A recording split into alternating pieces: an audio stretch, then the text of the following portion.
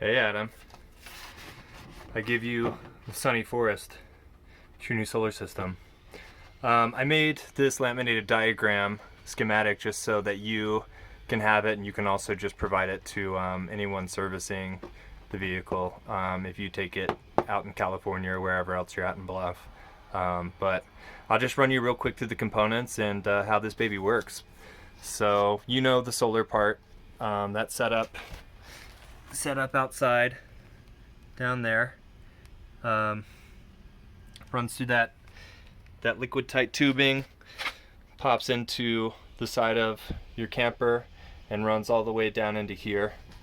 This is the PV photovoltaic DC breaker. It's a DC rated breaker that feeds your charge controller. Now, you should never really have to mess with this. You don't have to mess with this to remove or attach the solar panels at all, but if you do have a question about whether the PV is actually charging your batteries, come back and just make sure that's set to on. If it is tripped, try to reset it to on, and if it won't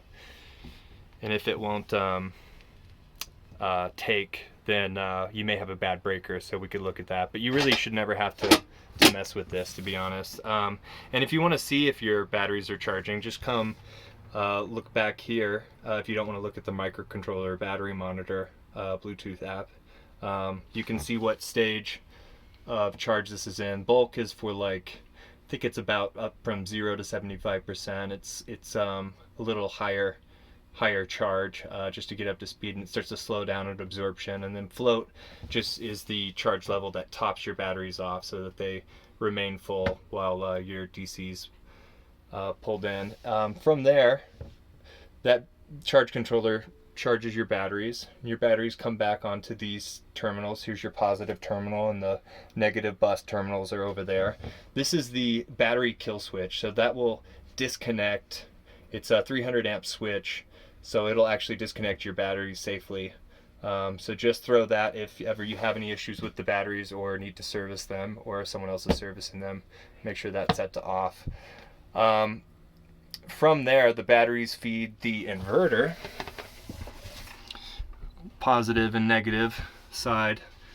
Those are right there. There's the negative side and the positive over here. And right now the inverter is on and inverting. That's what the green light means. So it's sending AC back out to your panel through this orange Romex here.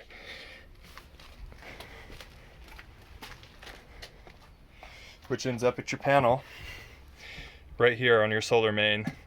So this would be the AC input to your in-house loads from your solar output. So this is all the batteries running through the inverter and charging whatever loads you have on. Now these have to be switched on for all the loads that are drawing. If one of them happens to trip, just reset it. If it continues to trip, obviously there's probably some issue with the breaker, or maybe your loads are just drawing too much. But if ever you want to isolate the system, turn this off. I don't see any real reason why you'd want to do that, but this would be your solar on-off switch. Think about that as the on-off switch for the system, as relates to your house loads. And if it ever trips, I mean, we have it set to 30 amps. The system could technically push out more, although it won't. But your loads may be drawing more, so that might end up tripping if you have too many loads on at once. So I would just turn a couple things off and try it again. So right now, just to prove it, we've got some AC loads running. That bad boy just turned on. We got some DC lights in here going on. We got fans and shit. So you're powered up, buddy. Last thing to note is this is your controller for the system. This is what you're going to be interfacing with mostly.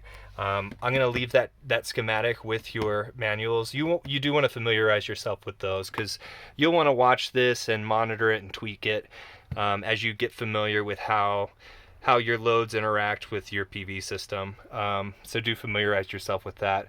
My only concern really here is watch this knob, because we really want to limit everything size for 30 amps on the AC side of this setup. So just make sure that stays on 30. I don't know if you want to put a little covering on it or something. And right now we have the inverter set up through those dip switches near the LEDs on the actual inverter for it to be controlled through this multi-controller unit. So for the most part, you want it to stay on. If you only want it to charge and don't want it to run any loads in house, you can flip it on over to charger only. But to be honest, I would just leave it on and then not run loads, if that makes sense. But check out your manual. You can see what all this means.